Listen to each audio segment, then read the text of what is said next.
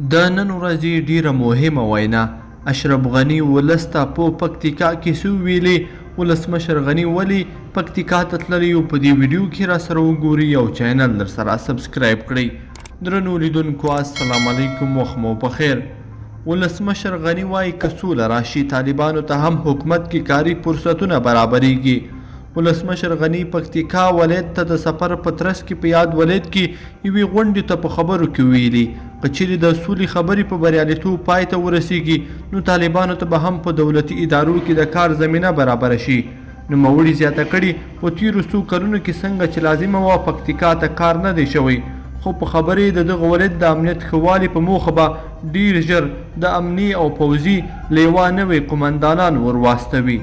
نوموړي دغه راز مالي وزارت ته سپارښتنه کړې ده چې د راتلونکي مالي کال بودیجه کې دې په یاد ولایت کې د 3 سترو بندونو جوړولو لپاره هم پیسې ځانګړې کړي.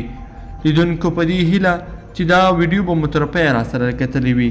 که مو دا ویډیو خوښه شوې ویډیو لایک کړئ د سره او چینل در سره ضرور سبسکرایب کړئ.